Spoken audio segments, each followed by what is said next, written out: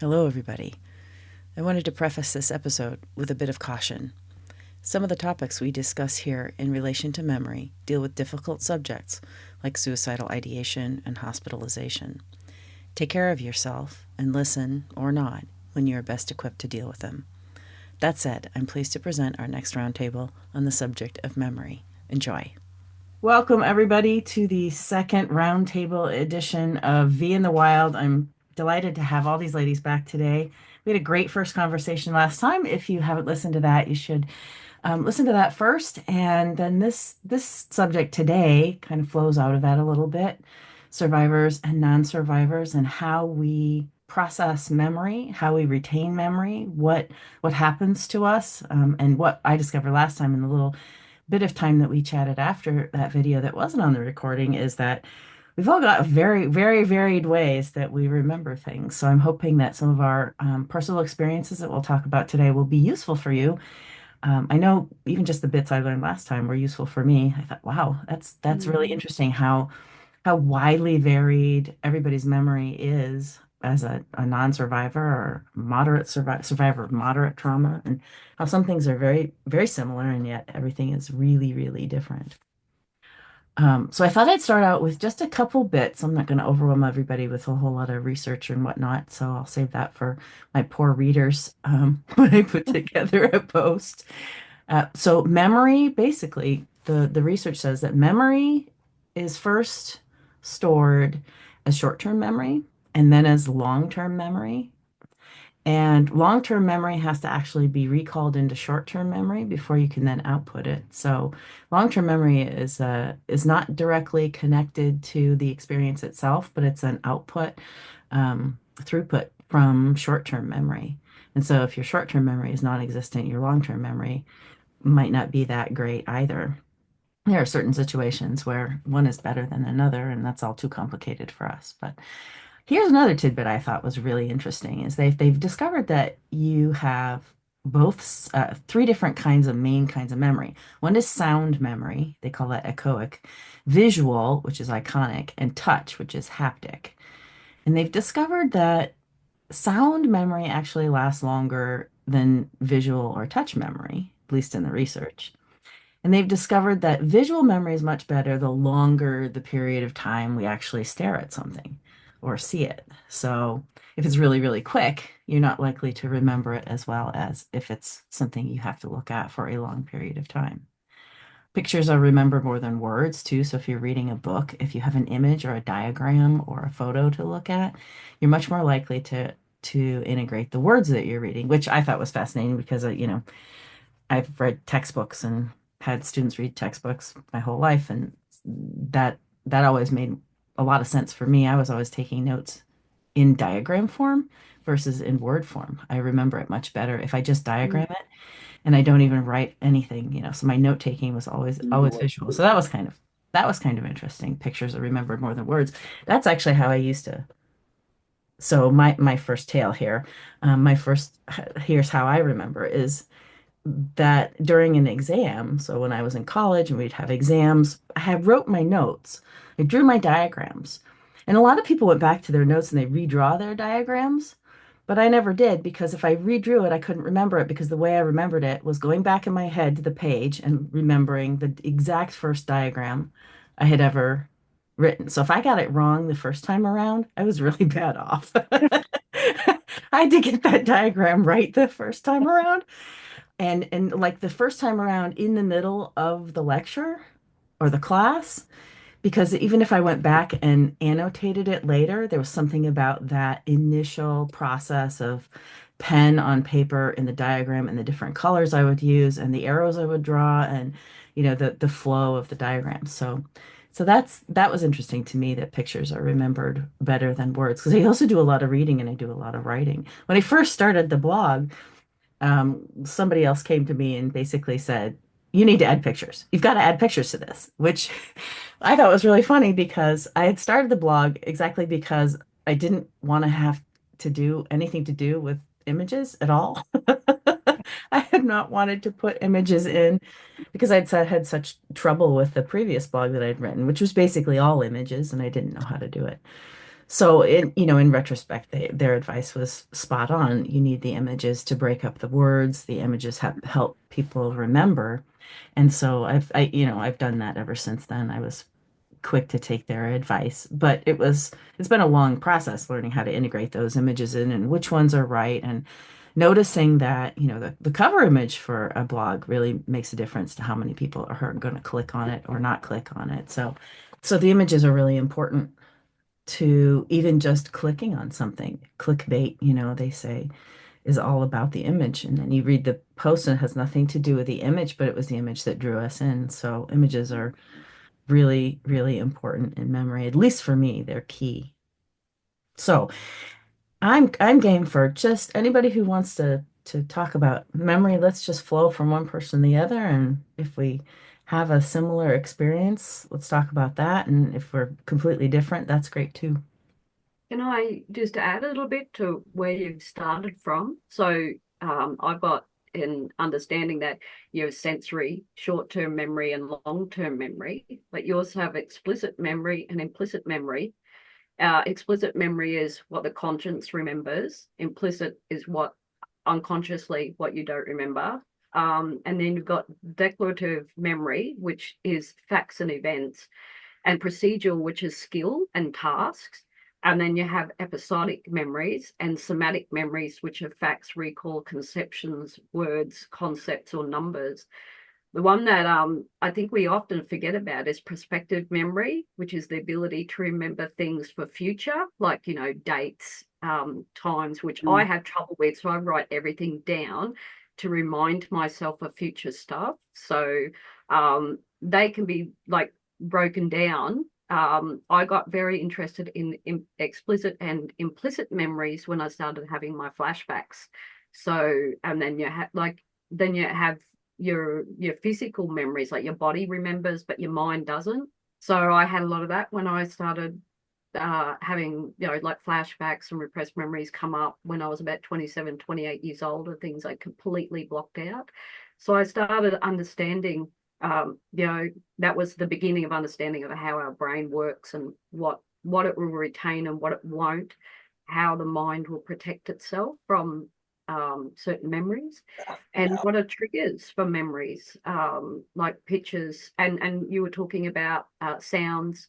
There's sounds, there's taste, there's touch, there's hearing, there's all the sensory ones. Like, so I could have be triggered by a sound or a smell in particular. Um, so I think when we think about memories, when we think about repressed memories and helping to people to understand what that may feel like for somebody that's experiencing something very difficult, is that you ask somebody to think back to a time in their childhood that was pleasant to them, and that could have been just sitting around eating Christmas cake or something like that. And suddenly you might actually start to salivate. You might remember what dad cooked, here in Australia, it's a shrimp on the barbie. So when you get those physical tastes of something good, the same applies when it's repressed memories or traumatic memories. You actually, they're not pleasant experiences. So if I imagine myself eating a pineapple, like straight in my brain, I'll start salivating a bit, or reacting to that pineapple. So that's the same thing that happens when we have very traumatic memories come up, So depending Carrie, on what occurred. Carrie, explain to our audience what you consider to be a repressed memory. What's the definition of a repressed memory for you?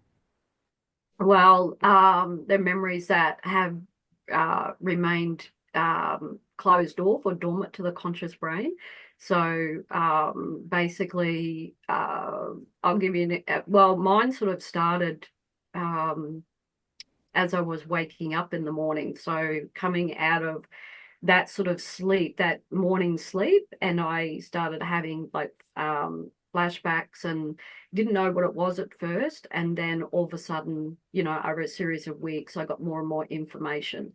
And then I was sitting in a counselor's office once trying to deal with that memory, and it was just a word she said. It was just something she said.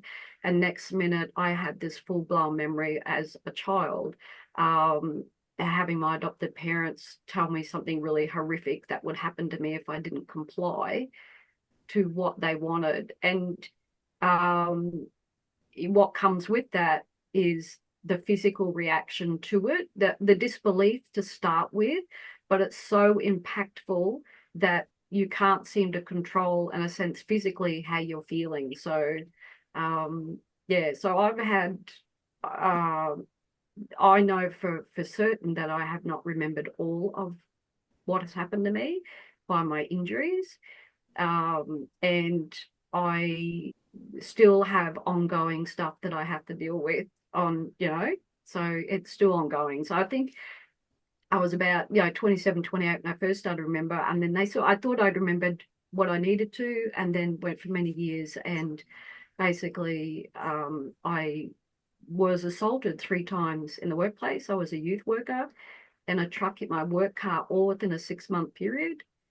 And that started to unlock a lot more memories that had remained hidden. And it came out in very difficult ways, like very, because I want to save some of this for our one on dissociation, but it's definitely connected, the dissociative responses to locking off really buried horrific memories. Yeah. Yeah. So, in terms of what life is like before you have a repressed memory come up and you have to work through it and deal with it Mm. versus after, does it make life better? Or what's the comparison before and after? Ah, boy, it's certainly a working journey. For me, it was more of the answers to why I would engage or not engage in particular things, right? I had this thing where I had to sleep with a window open every night. Didn't matter if it was winter or whatever, and a fan on my face. And before I started having the memories, I would always just have the windows open. So when I had the memory of being suffocated by my adoptive father every morning, to the point where there was a few times I didn't think I was going to survive, because that Mm. was the memory that came out. I went to counselling and thought, I'm dealing with this. So I started making conscious of it. I can shut this window. And I would get up and find the window open, and I would blame my poor old husband, go, did you open the window? No, no, no, didn't believe him. Until one night he actually caught me in the middle of opening the window up in my sleep. So it was, yeah, but it was that, it's traumatic to know that these things happen, but there's also that aha moment. It's like, oh, now I know why I do this. And then there becomes an acceptance of why you react to certain things, or a lot of avoidance, like why you've avoided certain things. So to me, I think there's a coming to a place where you accept what happened and allowing yourself that expression, whatever way it is, to find some sort of healing path for yourself. um, I don't know. I think my life is better in the sense of the knowledge that I know, because I have more control over my responses, whereas I didn't before. Mm.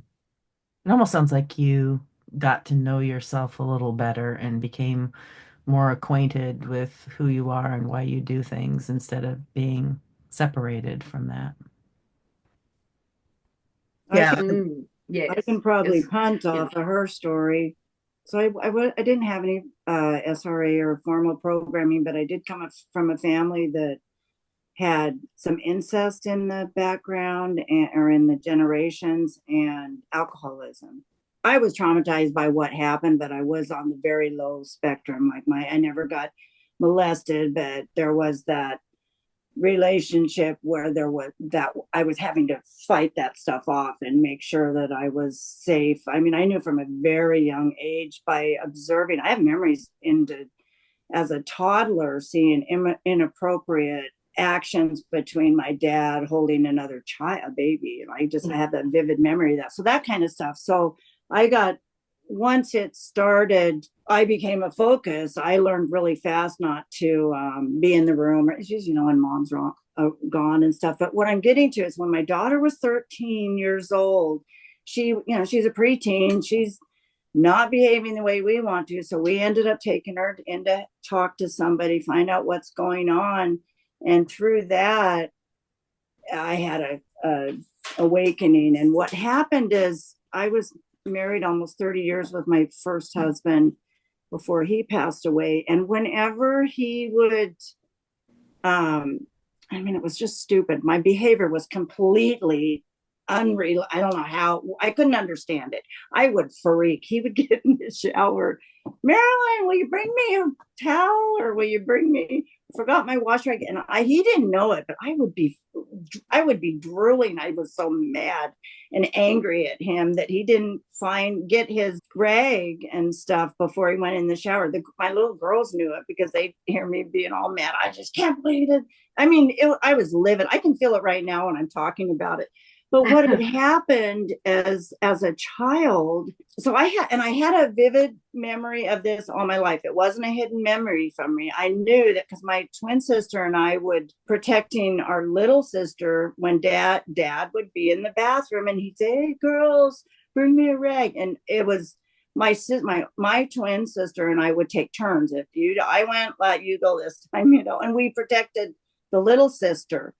And what happened was in the therapy with the daughter, that it came out that all she said was, sometimes you have these reactions and they just don't equal what's going on, and I went, that's what happened. And the reason I wanted to come after you, Carrie, was because so I figured that out. I went, oh my gosh, that's what's happening. So what had happened is I had a clear memory of that stuff. But what I was getting during the moment with my husband was how I felt as a child in those memories. And I had no idea I felt that way. And the neat thing about that is once that hit the surface on my conscious level, I was never triggered again by it, ever. And I just think it's an amazing story. And I think that some of that stuff that I went through is part of because I'm intuitive to some of that stuff, is probably why Jehovah used me later with my friend and with other people on these kind of things. But I just thought that was such an interesting, when I figured all that out, I was like, that is crazy. So I had a full memory, but I had blocked the feelings that were attached to that memory. And we did such a good job with my sister. This is crazy.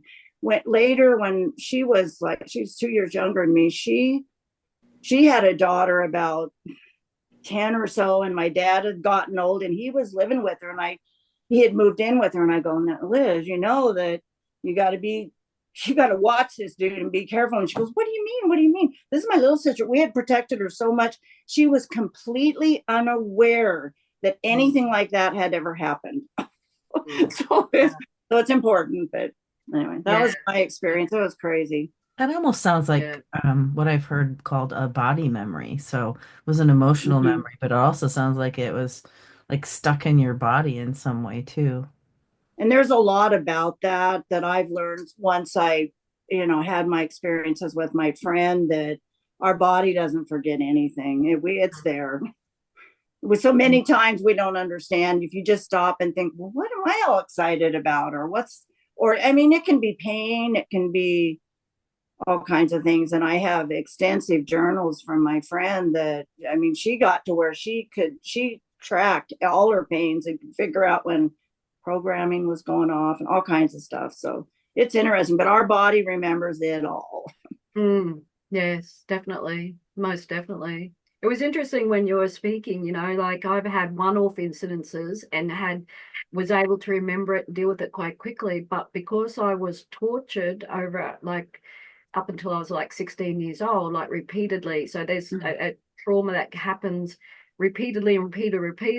So when I'd have flashbacks, it could be one incident, but with the same similar trauma or worse, something was worse then. And then I'd deal with that. And then I'd have to deal with it again because it was another time, but with something else, So it was probably from the time I entered the adoptive parents' home right till I was about 16. So when you have to deal with that, that's hard, because you're having to constantly be met with fresh memories of the same thing constantly with different variations in it, you know. Mhm. Yeah. So good. And I think that this journey of memory recovery is so worth it, because we do get in touch with who we are and why we do things. I was just going to say with Carrie is a new one for me was this odyssey with having to get a new car and realizing how triggered I was about that, and memories surfacing about the trunk of the car. And, again, one of those things where I just, I didn't know why people use trunks unless they were traveling. It's like I put groceries in the back seat, I put my luggage in the back seat, unless I'm going on a big trip, and then I'll use the trunk. And so I hadn't realized why I avoided the trunk, and so these little bits, pieces just make more sense. I used to think I was a real virtuous wife and saved on laundry because I wore comfortable clothes during the day and I just wear it to bed. And then I saved, on pajamas and all those kinds of other things. And until I read Savali talking about how in the cold they would leave their clothes on at night so they would be ready to go to the ritual. And it was like, Wow. okay, I went out that day and bought a whole bunch of pajamas, you know. And so these little things that, we just think is how we are, then we go, oh my goodness, there's something, deeper going on there. And then I do think there is difference. Some people make a difference between repressed memories and dissociated memories. And that's, where it goes into a much deeper place. And I think what helped me to understand is that even from a brain science perspective, is the normal pathway for short-term and long-term memory is completely bypassed with very traumatic memory that's dissociated. And so it helped me understand the differences a little bit more, and also that when those memories are dissociated and or repressed, is that it's in a sealed off place and is actually most accurate. Our everyday memories, as we talk about it and tell about it, they can shift over time. They can shift over time with the telling.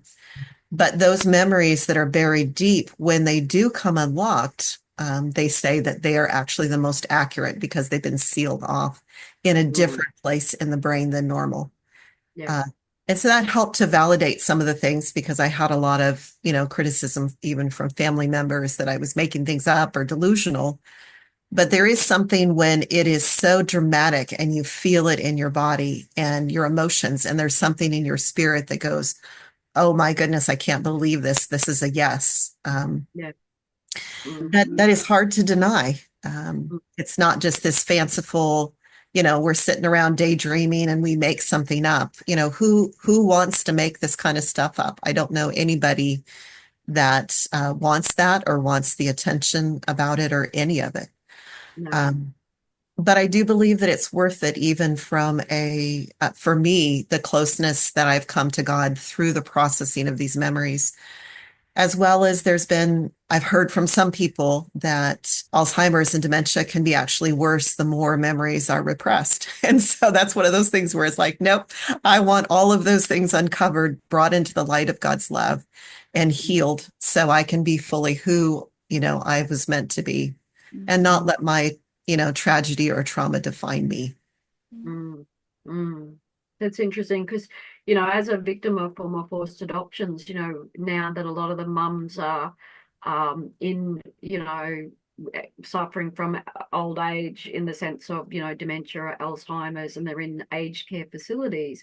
And they've never mentioned a word about ever giving a child up or having forced to be given a child for adoption. And all of a sudden, they've placed mum in aged care facility, and mum is screaming for her baby and naming this baby as her child. And of course the staff come and go, look, where's this other child? Have they died? When they go, what child? And so they have, found out that there is a number of elderly women in aged care facilities who are now reliving the traumatic event of giving birth. And so the family have then gone in search of this child and found out this child actually existed. So when you see in aged care facilities, sometimes you'll see elderly holding a doll So they've given, to help them cope with the fact that they feel that they've got their baby back. Very traumatic. So we've just had our federal government set up, which I was involved in, was training and education awareness for people who work within that setting on forced adoption, past trauma, because there's a whole lineage of things they'll come against. And even with my biological father, who was in an aged care facility for a short period of time before he passed away. So that's a whole new realm altogether. But it's interesting that these things occur at any stage of your life. And like you say, I don't think you have the ability to shut it off so much once you hit that age where your faculties are starting to fail on you, and it's just peeled away and it's just right in front of you. And yeah. And even with, my memories didn't start until I turned 50. And so, up to that point, kind of a dysfunctional family, but not anything major. And so, I didn't feel any of the emotions when my daughter was born. But when my granddaughter was, there was a whole lot of emotions that came up that surprised me. People usually say, oh, when you're, grandbabies, how much you love them and just it's all that, amazing. For me, because all of this stuff was triggering, she's a girl. I'm starting to remember what that was like and being programmed. And I'm freaking out and I'm angry. And I don't know why, because I should love my beautiful granddaughter. But there was this huge mix that came up, that because I was, consciously working on things, it was able to come up where it wasn't, when my daughter was born. And so, I mean, I absolutely love my granddaughter. I've worked through those things and, she is the light of my life. But it is just interesting how, our journeys are unique, but when those things are completely suppressed, we don't feel those things and it's just completely blocked out. And when we choose to be vulnerable and start the process, it can be confusing, and disorienting as things are coming up and you're like, what do I do with this? But it's a journey. It sounds like the process of bringing up a memory, dealing with it, actually decouples the emotion from the event and heals the emotional overwhelm. And so then you can look at the event without getting flooded with emotions and overwhelmed and set aside from your own self. You can sit in your own self instead of having that emotion be, the ocean that's drowning you in a sense. Yes, but it takes time and, being patient with yourself in the journey. And everybody's a little bit different. It sounds like Carrie's came in more as a flood. Mine have been more like little puzzle pieces, because the memory can be also fragmented into different parts, holding the emotions, the body memory, all of the different aspects of it. And so it can take time to get all the puzzle pieces together. So it's a unique journey for everyone. Mm. How long does Yeah. it take? So just out of curiosity, what's the span of time to put an entire or what, basic an entire memory together? Is it years? Is it months? I don't have a concept of it. I think everybody, there's going to be different things. Some people do have that flood and it's all at once. For me, it's been spread out and I think it's the mercy of God. And it might be a puzzle piece. Like, I read an article, it had someone in it that I probably had background of, and I was fine until they got pictures of that person as a child. And it just triggered a whole lot of emotion. And that's all I can handle right now. And so, yeah, I've put it on a little bit on the shelf to go, okay, I acknowledge that I've got something there that at some point I'm going to need to face. And I may not be ready today, but I know that God knows when I'm ready. And so it might be a few days, it might be months, it could even be years until more of that story is going to unfold. Okay. And a lot of times we think it's just going to be this linear thing, like, it's going to come in at these certain times and all of that. But I haven't experienced it that way. And sometimes it's memories, of childhood. It took a long time to get to more things around my birth that actually came later. So for me, it's kind of jumped around. It's not been a linear process at all. Yeah, I think with me, like the fact that, I had these three major incidences happen at once that just kind of everything sort of seemed to come at me at 100 miles per hour. And I had memory after memory after memory. But I also had where, like you were saying, where, you'd only get a picture, you only get a snippet, or, you're physically reacting, but you have no understanding why. So other things would come out later. And I wrote down the signs of repressed memories, like poor emotional control, insecure attachment styles, difficulty building relationships, hypervigilance and hyperarousal, dissociative episodes, people-pleasing behavior, self-destructive, avoidant behavior, and low self-esteem. So there's some of the things that other people may be aware of. Like, they might say someone's acting a bit odd, and those are just some of the signs of somebody with repressed memory. I used to do a lot of avoidance, and be in that hypervigilance, hyper arousal sort of state as well. So, but I had no clue until I was like, same thing. Like, I thought I had, I worked in the charcoal pits. I knew things weren't that kosher, but when I was 27, 28 and had my first memory of being suffocated, like that's like a real shock. Like, but that was the aha moment when I leave the window open. So yeah, and as later on in life, when I had all the memories came flooding, oh my goodness, like the reality that sets in, like, what the hell did these people do to me? Like, what happened to me? Like, and how much more will I remember? Like, or how bad was it? And I think that's trying to cope with that your whole reality about who you thought you were, what sort of life you had, implodes in front of you. And that's the hardest thing to grapple with, is the truth of what occurred. It's yeah. Yeah, I was going to say, like, my friend who was a SRA survivor and had dissociative identity disorder, she always had a couple of memories that she questioned from childhood. I remember one was, and this is when I met her, she told me, and she had just started remembering. I think she was about 46, right in there. I think I was 36 when we met.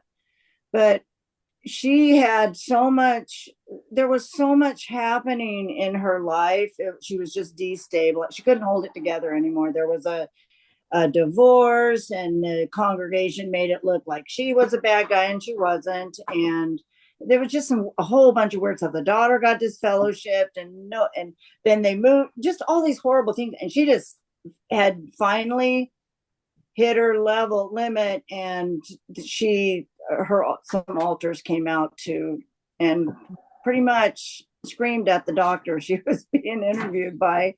And that's how it started for her. But she told me that she had always had these certain memories. Well, then when she started going through the healing process, then later on, as she stabilized and she started just working on memories, then the details came, and some things would be nothing, and I would, oh wow, I remember that, oh wow, whatever.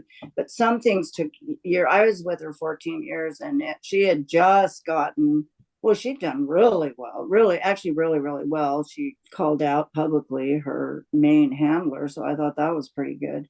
But it was a very long, and it's so in depth. It's what she went through. It almost would seem like it would take lifetimes, but God heals, and she was a special case from what I've learned about stuff. But she was still here, but because she was co-conscious, so she was always there for the most part. There might have been a few times, but for the most part she was co-conscious, so she was aware of a lot of the stuff that was going on, and very high IQ. And she taught Oregon. She ended up in I forget, I don't know what they're called, but it was damaged. It was a state hospital, and they were like almost closed down. And she ended up, because of this breakdown in front of the doctor, she ended up there. She was had to be taken by police. That traumatized her. I mean, just everything was, she just couldn't. And I don't blame her. From what I learned after, loving her for that long, it's like she should have, been ballistic in my opinion. But she ended up, it was really cool because she was so intelligent, and she was grounded because of God. She was so grounded because of that she ended up teaching the state hospital they changed protocols on how they dealt with survivors and stuff, because somebody go into a flashback and doors would open and they'd all come charging in. I mean, these people are like being re-traumatized. They're already in a flashback. So yeah, I'm so proud of her. But yeah, it's a lot. And I think you just get, some things come easy and other things take forever. And they're, of course they would, because nobody should have these memories. No one should have gone through this ever. So. No. Don't you like it when they do that, like they'd run at them, hold them down and then inject them and knock them out, or they're feeding them so much medication and all they're doing is suppress. And when obviously the time is right for these memories to come out, and in the right environment with the right support and the right assistance, you can relive those memories or express those memories and find some resolution of those memories supported. But everybody freaks out, and it's the first thing they reach for. Here, take these drugs, and all they do is hold back the tide. They're just making things worse. I remember what happened to me, and they were filling me full of drugs, and all it would do was slip me into a dissociative episode and I'd overdose. Like, it was, yeah, I don't want to eat too much, but like I had almost like this flip switch that was like, well, like I was constantly fighting this suicidal switch, this end switch, and I wasn't able to, the more I felt that I told, the more that I felt that my life was going to end, or I needed to end it. It was just really, really, really difficult. But it was almost like a part just went, repressed. Great, I'm just going to end my life. It was really full on. So, and then you'd show up to the hospital on an OD, and they'd be like, they did have no way of reacting. They just, oh my goodness, you could do a whole series on how the normal healthcare system or mental health care system deals with people with this sort of trauma. It's really horrific. And I actually said to them one day, I said, look, if I was at home getting myself drunk as a skunk because of all this trauma, wrapped myself around a tree in my car, ambulance picks me up, brings me in, you'll do nothing but fight for my life to keep me alive. But because I rock up and I've OD'd and I'm like, having some conscious awareness, like, you need to save my life, it's like, oh, we don't want to deal with you. You're not a real trauma. Yeah. So when I really, I kind of just lost it one night on them and just said, I find the hypocrisy just off the charts. So, and I think really people undersell the enormity of what repressed memories do to you as a person if you don't have the supports around you to help you through that. The suicide rates are horrific, and and being sent off to the mental institution and drugged to the hilt and held against your will and never getting the right help that you need. So I think most of the go ahead. I was just saying, this subject is so important for non-survivors to really comprehend and not be afraid of memories, not be afraid that somebody has a traumatic memory. The best experiences I had weren't with mental health professionals. They were with people that I helped educate that was happening to me, and on being with me and sitting me through it to help me express what those memories were and keep me safe. I'd account my healing to where I am today to that most successfully, and incorporating that with scripture and how God sees me, not how the world sees me. Because if I relied on how the world sees me, I wouldn't be here. I think the whole medical system is woefully just like almost the point where you look at it and you think, I wonder if they're deliberately Well, miseducated I was just about going it. to say some of it is, and uh, there's also people that are placed into those positions, in the Yeah. psychologist chair and in the person that works at the crisis center and here and there. And so it can Yeah. be really tricky. And they do. And that's what my friend experience was. Not only was she going, this happened to me, she didn't know. She's like going, what?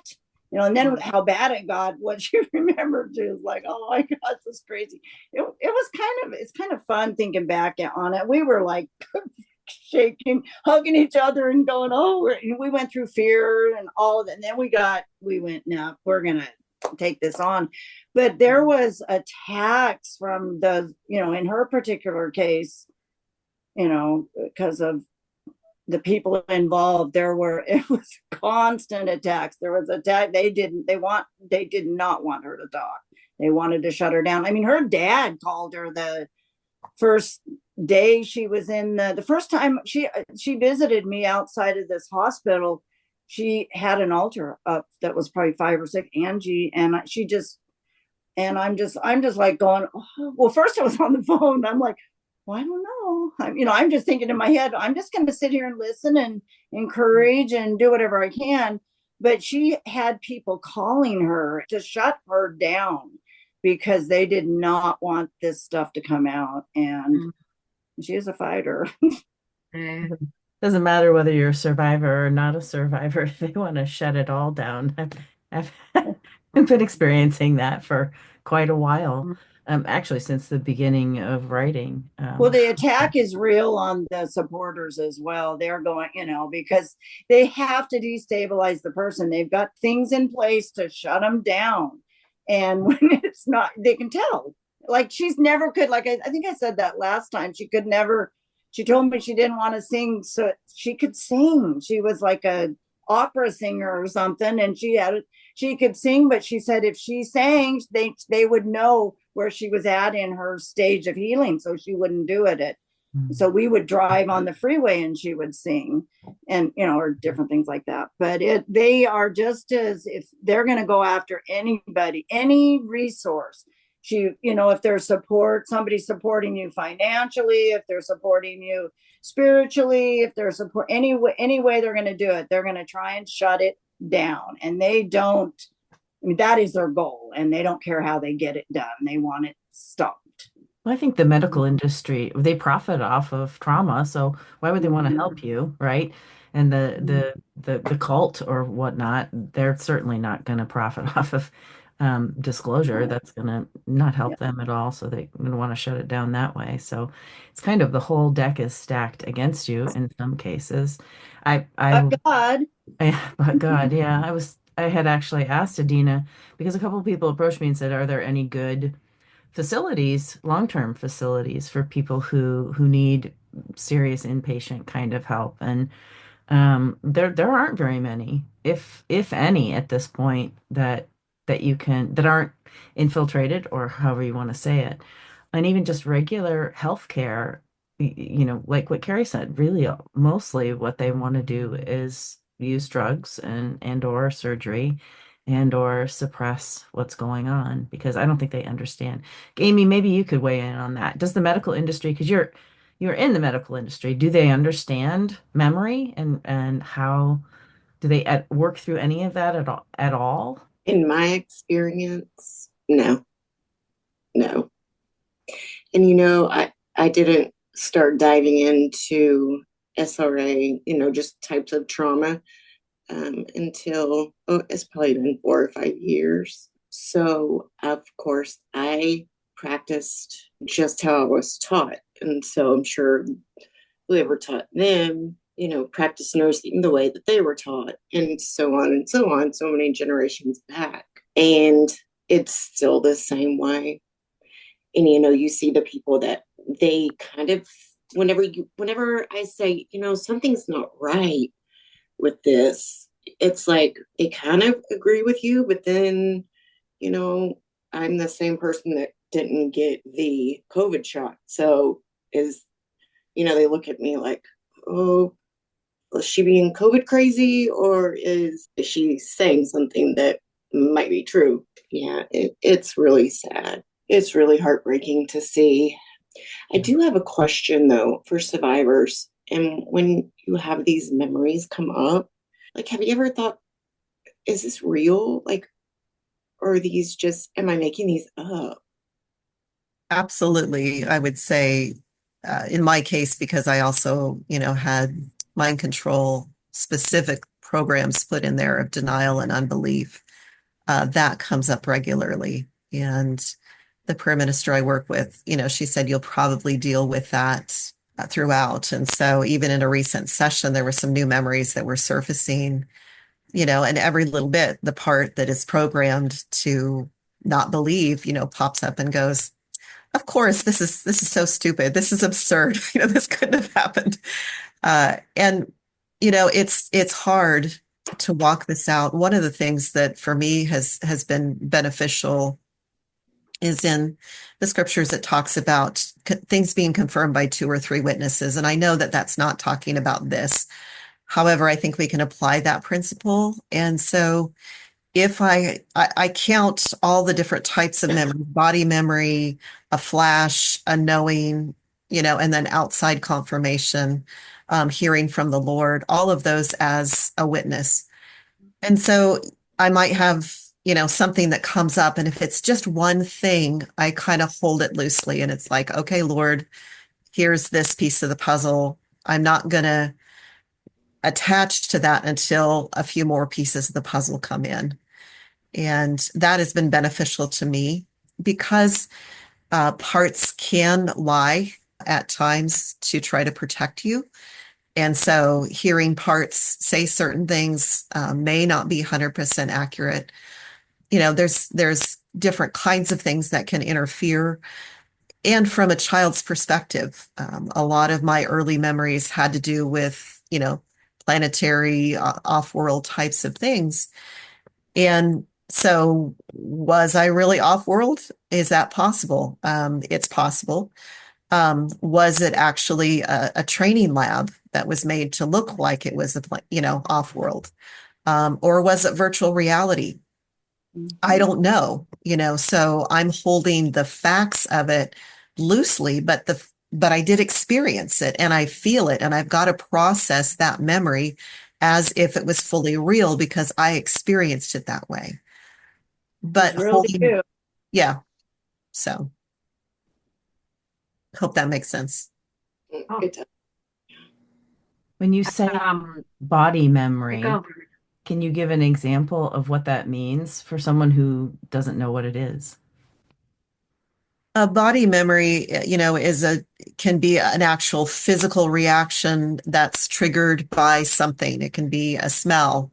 It can be, a picture or something else that, it's like I saw that photo of that political figure as a child and everything in me tightened up and I'm freaking out. You can actually surface body memories can actually surface as physical marks on your body, which again is sometimes hard to understand, but it's in our memory and it's coming up because it wants to be, come into the light and be processed. And so sometimes it can actually come in a physical way.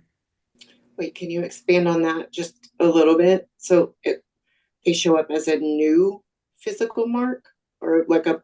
Yeah, it's a new mark.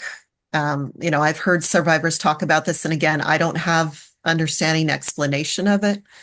And again, there may be different things. I can find bruises on my body that I don't know how they got there. It's possible that some things happened that are completely dissociated that I don't remember, or it can be that something is surfacing. I will have, when people are talking about things, I'll all of a sudden have a sharp pain, in different locations on my head, different things like that are not normal, natural. Something is surfacing that is trying to get my attention. Heard of people who have hives appear when they have one alter out, and then the hives will disappear when that alter goes back. Limbs going numb, like you said, marks appearing. I've read all sorts of different interesting things on that. So the body, yeah, the body holds a lot of information even when our conscious mind doesn't. And it's almost like the trauma is held within the cells in those areas as well. So it's a localized, not just memory, but like actual physical, chemical, physiological reaction that happens in association with the memory. Mm. I can give a little bit of example of one incident that I went through. I was working for what we call child safety here in Australia, and I was what they call a child safety support officer. So I would actually be the mediator or the person that facilitated a parent who had lost their child into foster care, and that child would, I'd be present and ensure that the child was kept safe within that time frame. And after all the car accidents and everything, I was still working. I worked for about 12 months, push myself. And I had where I took this 5-year-old with her mum who had intellectual disability, and she was dysfunctional. So her child had been taken into care. So I'd take her for about a 2-hour visit. I remember putting her in the car, and of course, mum started getting quite worked up and going, I want my baby, getting very distressed because the baby in the car started going, I want my mummy, started screaming for mum. I've had to buckle the child in the car, and then I had to drive her quite some kilometres to the foster home, drive the car back to the depot, and then drive all the way like another half hour. So I was driving for quite a while. I probably dissociated quite a bit on my drive once I dropped the child off. Got home, walked in the door, and I just went to do a normal thing, just put the kettle on. And this was after my divorce. My good friend had moved in with me, one of my girlfriends, and she just said, so how was your day? And I went to say, oh, I kind of sucked a bit. I had to deal with this, but that's not what come out. I immediately, as I sat in the chair, I buckled over. She said I went white as a sheet. My fists clenched, and all that came out of my mouth was stop the hitting, stop the hitting. And I just protected my body. And I heard myself say it. And I'm like going, well, that wasn't planned. And what the hell is going on? So I had no visual memory in my head, but this was what's coming out. And this is how my body reacted. And it's reacted to this trigger of this mother screaming out for her child and vice versa.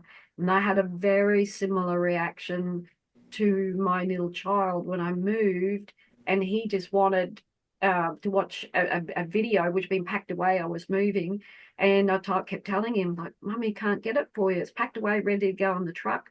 And he just screamed really awful, like he's had a little 3-year-old tantrum. So rather than me, because I was being triggered by screaming, I said to my girlfriend, look, you just take him. I'm going to go outside, just take a deep breather. And as I went to step away from him, he screamed his guttural scream, Mummy, don't leave me, like really. And as I turned around to bend down to pick him up, to comfort him, I could feel something in my body go ping. And next minute, I had to hand it to my girlfriend because I'm on my knees going, don't touch me, and being deflective and grabbing at my clothing. So, and I had a full-blown episode in that one.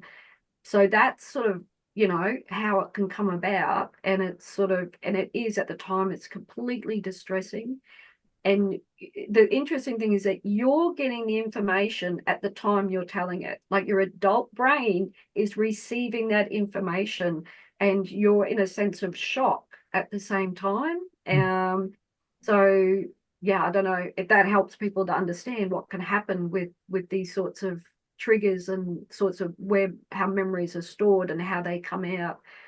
I think for me, I had lots of memories in the sense of in that particular age group. Like, so I see Adena nodding. So I knew when I was a child because I would count with my fingers. If somebody, so my girlfriend said, how old are you? And I'd go 1, 2, 3. And I'd hear myself and I'm like, my goodness, like, why don't I just say I was 6, but I had to count. And then the older I got, the angrier I got. So the memories came out as in a dissociative sort of state in the sense of that child not just, oh, look, all of a sudden I've remembered. Like they came out by triggers and they would come out and you would hear my voice change. You would see the physical reactions. You would see, so I'd either sound very childlike or teenagery in a sense. So yeah, and you're not mad. You don't, and this is the thing, a lot of people misinterpret if when they understand when they go to church and everything, they think this is evil spirits and they need to understand that this is trauma and this is how our brain protects ourselves. Can there be connections to evil spirits? Most definitely, but there is a way to work that out. But in a lot of cases, it's trauma. So there was things that I had to deal with spiritually as well as within the physical and just with the mind as well. So yeah, I hate it when I see people freak out when somebody's having some sort of dissociative episode or some memory release and it's all of a sudden, they're trying to cast out demons and stuff. That's the worst thing you could do. Absolutely worst. So yeah, a great way to make the person feel even worse than what they're already feeling. So And I totally agree with that. And especially for those of us who have been mind controlled, is sometimes our parts are programmed to believe that they're demons. yes. And you can't cast out a part of yourself. And so unless you have the discernment to understand the difference, it can be so traumatizing and why a lot of deliverance isn't effective. It may appear to be because it's just, if it is a part, it's just suppressed. But I know the first deliverance I experienced was traumatizing to me because they're yelling and, and all this kind of stuff. And I had to stop and say, are you mad at me? I mean, these are my friends. And so there are so much better ways of walking out the journey. And for me personally, working with parts and healing first is so much more effective because I believe that those unhealed parts could act as a magnet for the demonic. But when you heal that part, then there's no point of access and deliverance is very easy. So. Can I ask you a question, Adena? Did you find that the base of it was a lie that you were believing that gave a right, like if you dealt with it spiritually? That's what I've understood, that it's embedded in a lie. So it's a lie about yourself or a lie that something terrible was going to happen to you, like you're being controlled spiritually by something that's locking you down. So I hope I explained that right. So my sort of experience was that in some places and some memories and trauma was a lie attached to that memory that held that memory locked off from being expressed. Yeah. Yeah, what I would say for me is that deliverance session was in my 30s, so I didn't even have memories yet. And I didn't notice any difference. And likely because we were trying to deal with something that was, completely suppressed. And, certainly there were things that may have been attached, but again, it was going about it the wrong way. Yeah. And so those things are in God's hands and he knows my heart. And I believe he protects us as survivors because it can be overwhelming to go, you got layers and layers and layers and layers of memories and attached to this thing and all of that and the parts. But when I know that I'm held safe in the Lord's hands and he is surfacing memories and, things to face and deal with at the pace that I can handle, the journey is so much better. Being afraid of the memories, being afraid of all of the other stuff just keeps you in a cycle of more and more trauma, if that makes sense. Adena has Yeah. put part of her journey into a book called Windows into My Soul, and I highly recommend you read it. It does show the kind of path she's taken through her walk and talk with God. It's a really good read for survivors, and I think it really emphasizes, at least for me, the constant reassurance. You can ask again and again and again, and you're going to get constant reassurance from God that you're okay and what you're going through is okay. And just keep asking, and I'll keep giving you the answers. So Thank you, Veronica. we are at a little bit over an hour, and unless anybody has anything else to add, I think we could probably go on for another 3 hours on this No subject. doubt. a lot of stuff. I think we covered a lot of good points. I think it will help many people. I hope it will anyway. So, any bits to add or not? And we'll end up with a prayer. Maybe I'll ask someone else to do it this time if you'd like. We'll pass it around. Would anybody like to end? Or I can if nobody wants to. I'll pray. Holy Father, we love you and we're so grateful that you care about us. This particular subject with memories would be a very difficult one to work through without you. So we just want to say we're grateful to everything you do for us. We pray that peace comes to those who have suffered, and insight, and at your pace, healing. So we love and thank you for this ability to talk about these things. We know it's needed, and we thank you, and we pray that you continue with us on this journey so that we may reach many. We thank you in Jesus' name. Amen. Amen. Amen. All right, everybody. Thank you so much. We'll see you next time. Topic for next time is dissociation, and we'll reconvene in 2 weeks. Thank you. Great. Take care, eh? See you in 2 weeks. Yeah, thank you. Thank Bye, you. y'all. Nice to see everybody. There are times I felt like giving up, always feeling never good enough. No matter what I did, I just felt I'd never fit, and my world turned upside down.